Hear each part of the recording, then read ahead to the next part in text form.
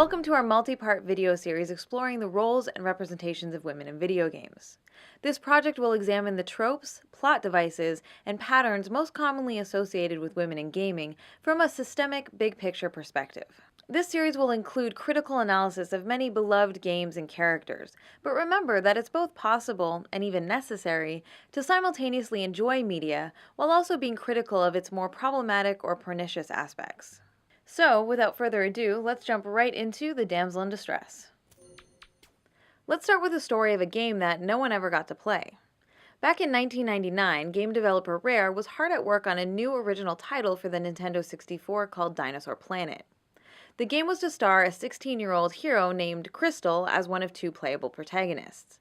She was tasked with traveling through time, fighting prehistoric monsters with her magical staff, and saving the world. She was strong, she was capable, and she was heroic. And who might you be, animal girl? My name is Crystal.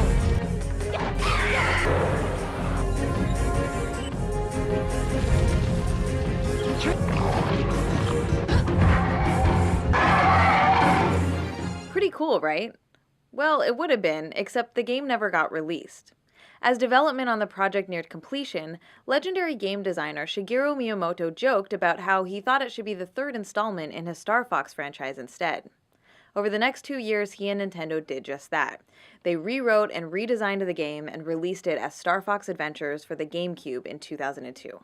In this revamped version, the would-be protagonist Crystal has been transformed into a damsel in distress and spends the vast majority of the game trapped inside a crystal prison, waiting to be rescued by the new hero, Fox McCloud.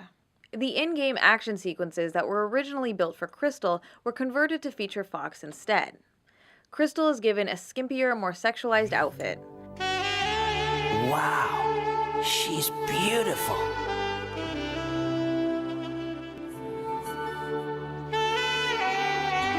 What am I doing? And yes, that is cheesy saxophone music playing to make sure it's crystal clear that she is now an object of desire, even while in suspended animation. To add insult to injury, Fox is now using her magical staff to fight his way through the game to save her. The tale of how Crystal went from protagonist of her own epic adventure to the passive victim in someone else's game illustrates how the damsel in distress trope disempowers female characters and robs them of the chance to be heroes in their own right. The term damsel in distress is a translation of the French demoiselle en détresse. Demoiselle simply means young lady, while détresse means roughly anxiety or despair caused by a sense of abandonment, helplessness, or danger. As a trope, the damsel in distress is a plot device in which a female character is placed in a perilous situation from which she cannot escape on her own and must be rescued by a male character, usually providing the core incentive or motivation for the protagonist's quest. In video games, this is most often accomplished via kidnapping, but it can also take the form of petrification or demon possession, for example. Traditionally, the woman in distress is a family member or love interest of the hero. Princesses, wives, girlfriends, and sisters are all commonly used to fill the role. Of course, the damsel in distress predates the invention of video games by several thousand years. The trope can be traced back to ancient Greek mythology with the tale of Perseus. According to the myth, Andromeda is about to be devoured by a sea monster after being chained naked to a rock as human sacrifice. Perseus slays the beast, rescues the princess, and then claims her as his wife. In the Middle Ages, the damsel in distress was a common feature in many medieval songs, legends, and fairy tales. The saving of a defenseless woman was often portrayed as the raison d'être, or reason for existence, in romance tales and poems of the era, involving a knight-errant, the wandering knight adventuring to prove his chivalry, prowess, and virtue. At the turn of the 20th century, victimized young women became the cliché of choice for the nascent American film industry, as it provided an easy and sensational plot device for the silver screen. A famous early example is the 1913 Keystone Cops short Barney Oldfield's Race for a Life, which features the now iconic scene of a woman being tied to the railroad tracks by an evil, mustache-twirling villain. Around the same time, the motif of a giant monkey carrying away a screaming woman began to gain widespread popularity in media of all kinds. Notably, Tarzan's love interest, Jane, is captured by a brutish primate in Edgar Rice Burroughs' 1912 pulp adventure, Tarzan and the Apes. In 1930, Walt Disney used this meme in an early Mickey Mouse cartoon called The Gorilla Mystery. The imagery was even exploited by the US military in this recruitment poster for World War I.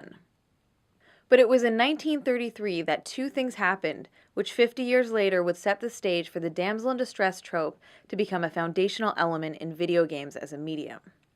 First, Paramount Pictures introduced their animated series Popeye the Sailor to cinema audiences. The formula for most shorts would involve Popeye rescuing a kidnapped olive oil. Second, in March of that year, RKO Pictures releases its groundbreaking hit film King Kong, in which a giant ape abducts a young woman and is eventually killed while trying to keep possession of her. Fast forward to 1981, when a Japanese company named Nintendo entrusted a young designer named Shigeru Miyamoto with the task of creating a new arcade game for the American market.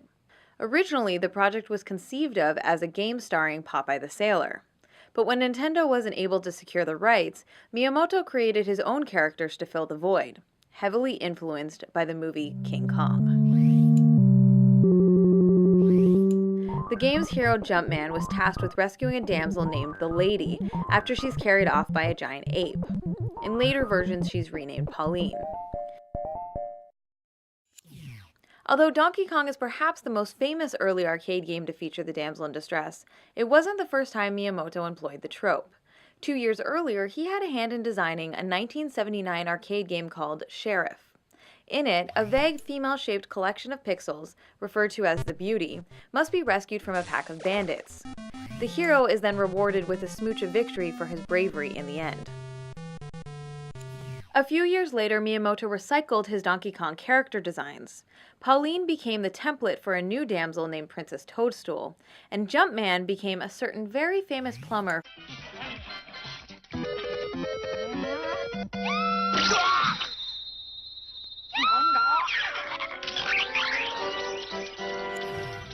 Princess Peach is in many ways the quintessential stock character version of the damsel in distress. The ill-fated princess appears in 14 of the core Super Mario Bros. Platformer games, and she's kidnapped in 13 of them.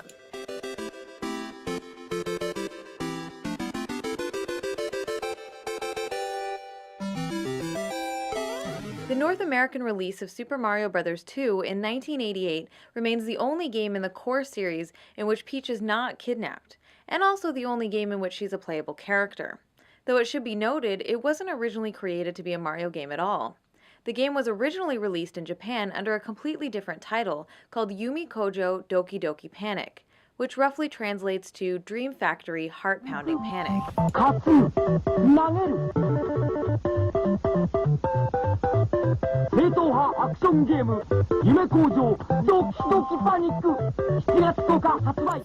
Nintendo of America thought that the original Japanese release of Super Mario Bros. 2 was too difficult and too similar to the first game, so they reskinned and redesigned Doki Doki Panic to star Mario and Luigi instead. However, the Japanese game already had 4 playable characters, so the designers opted to include Toad and the Princess to fill the 2 remaining slots, building directly on top of the pre-existing character models. So really, if we're honest, Peach is kinda accidentally playable in this one. Still, she had the awesome ability to float for short distances, which came in really handy, especially in the ice levels. Sadly, Peach has never been a playable character again in the main franchise. Even with newer games that feature 4-player options like the new Super Mario Bros. Wii and Wii U, the princess is still excluded from the action. She's been replaced with another Toad instead, as to allow Nintendo to force her back into the damsel role again and again. Peach does of course appear in many spin-offs such as the Mario Party, Mario Sports, and Mario Kart series, as well as the Super Smash Bros. Nintendo Universe crossover fighting games. However, all of these spin-offs fall well outside of the core Super Mario series of platformers. She is the star of only one adventure, and we'll get to that a little later. One way to think about damsel characters is via what's called the subject-object dichotomy. In the simplest terms, subjects act, and objects are acted upon. The subject is the protagonist, the one who the story is centered on, and the one doing most of the action. In video games, this is almost always the main playable character, and the one from whose perspective most of the story is seen. So the damsel trope typically makes men the subject of narratives, while relegating women to the role of object. This is a form of objectification because as objects, damseled women are being acted upon, most often becoming or reduced to a prize to be won, a treasure to be found, or a goal to be achieved. The brief intro sequence accompanying many classic arcade games tends to reinforce the framing of women as a possession that's been stolen from the protagonist.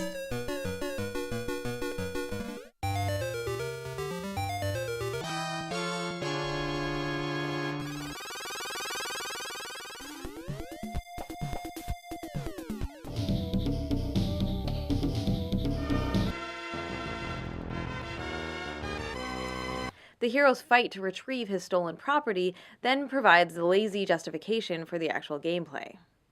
At its heart, the damsel trope is not really about women at all. She simply becomes the central object in a competition between men, at least in its traditional incarnations. I've heard it said that in the game of patriarchy, women are not the opposing team, they are the ball.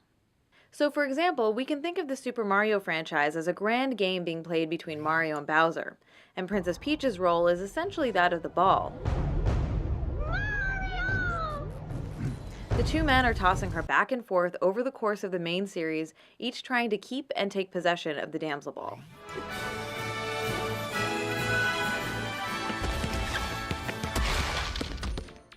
Even though Nintendo certainly didn't invent the damsel in distress, the popularity of their Save the Princess formula essentially set the standard for the industry.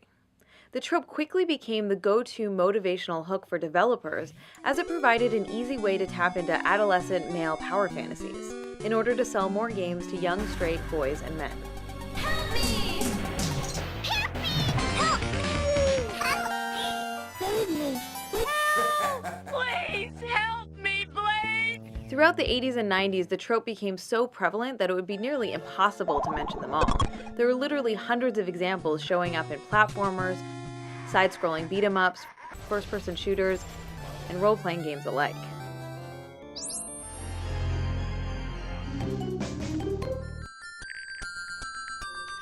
Let's take a quick moment to clear up some common misconceptions about this trope. As a plot device, the damsel in distress is often grouped with other separate tropes, including the designated victim, the heroic rescue, and the smooch of victory. However, it's important to remember that these associated conventions are not necessarily a part of the damsel in distress trope itself. So the woman in question may or may not play the victim role for the entire game or series, while our brave hero may or may not be successful in his rescue attempt. All that is really required to fulfill the damsel in distress trope is for a female character to be reduced to a state of helplessness from which she requires rescuing by a typically male hero for the benefit of his story arc. This brings us to the other famous Nintendo princess. In 1986, Shigeru Miyamoto doubled down on his damsel in distress formula with the NES release of The Legend of Zelda. This was the first in what would become one of the most beloved action-adventure game franchises of all time. The Legend of Zelda continues. Find the crystals. Rescue the princess. Zelda 2, The Adventure of Link. Nintendo, now you're playing with power. Over the course of more than a dozen games spanning a quarter century, all of the incarnations of Princess Zelda have been kidnapped, cursed, possessed, turned to stone, or otherwise disempowered at some point.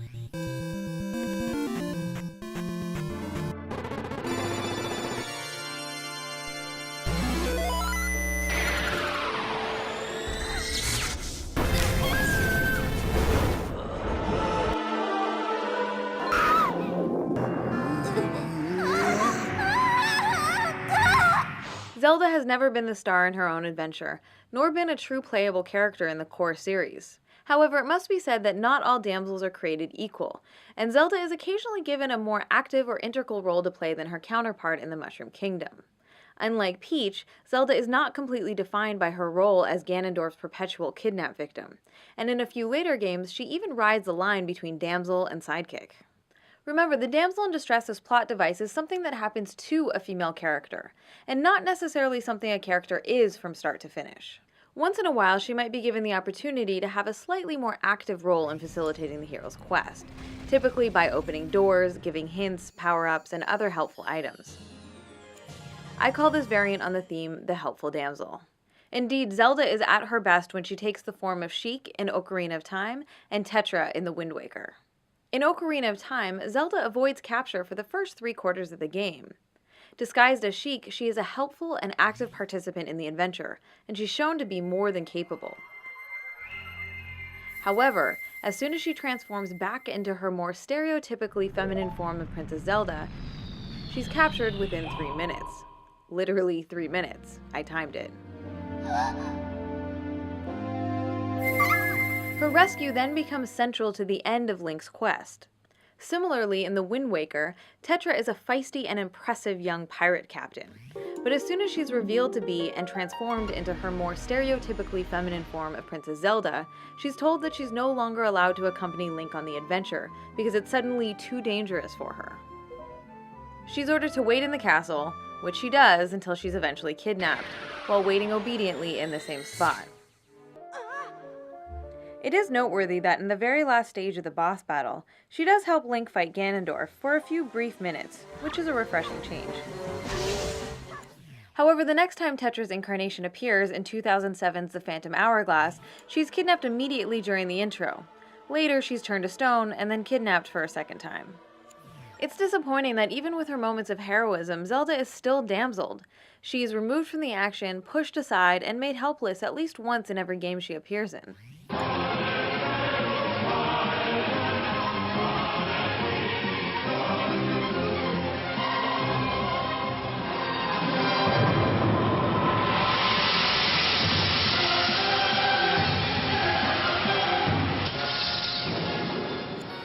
This brings us to one of the core reasons why the trope is so problematic and pernicious for women's representations. The damsel in distress is not just a synonym for weak. Instead, it works by ripping away the power from female characters, even helpful or seemingly capable ones. No matter what we're told about their magical abilities, skills, or strengths, they're still ultimately captured or otherwise incapacitated and then must wait for rescue. Distilled down to its essence, the plot device works by trading the disempowerment of female characters for the empowerment of male characters.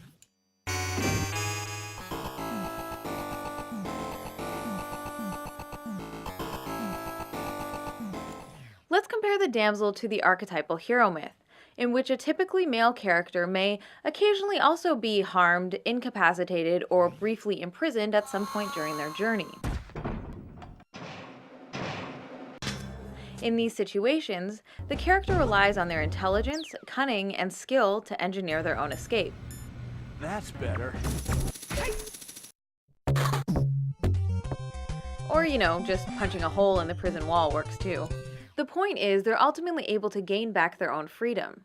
In fact, that process of overcoming the ordeal is an important step in the protagonist's transformation into a heroic figure. A damseled woman, on the other hand, is shown as incapable of escaping the predicament on her own, and then must wait for a savior to come and do it for her. In this way, the damsel's ordeal is not her own. Instead, it's framed as a trial for the hero to overcome. Consequently, the trope robs women in peril from the opportunity of being the architects of their own escape, and therefore prevents them from becoming archetypal heroes themselves. Today, many old-school damsel games are being resurrected for modern platforms, services, and mobile devices, as publishers are in a rush to cash in on gaming nostalgia and capitalize on any recognizable characters from years gone by. For example, Sega's 1993 platformer Sonic CD, featuring a damseled Amy Rose, has been enhanced and made available for download on a wide variety of modern platforms. Jordan Mechner's famous Karateka and Prince of Persia games, originally released for the Apple II home computer in the 1980s, have both seen modern HD remakes.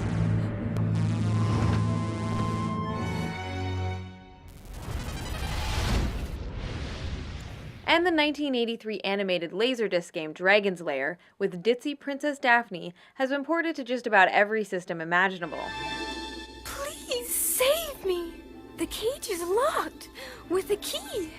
The dragon keeps it around his neck. To slay the dragon, use the magic sword. Remember Pauline, damsel of the classic Donkey Kong arcade?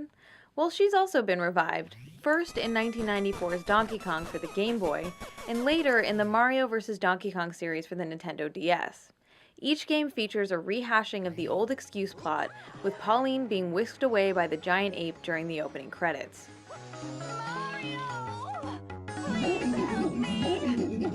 The now iconic opening seconds of the 1987 beat-em-up arcade game Double Dragon has Marion being punched in the stomach, thrown over the shoulder of a thug, and carried away. In several versions, her panties are clearly shown to the player while she's being abducted.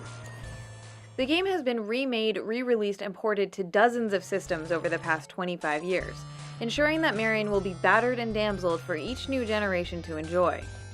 Most recently, Double Dragon Neon in 2012 reintroduced new gamers to this regressive crap yet again, this time in full HD.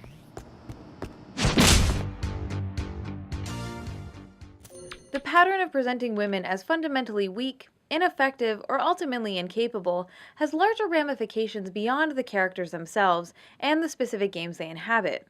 We have to remember that these games don't exist in a vacuum.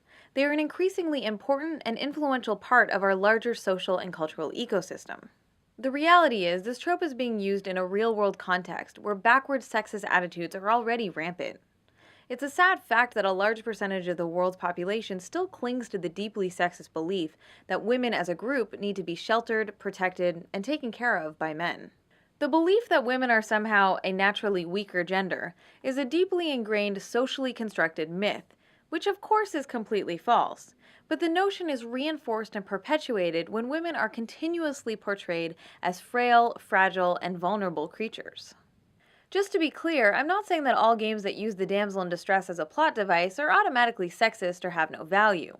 But it's undeniable that popular culture is a powerful influence in our lives, and the damsel in distress trope as a recurring trend does help to normalize extremely toxic, patronizing, and paternalistic attitudes about women.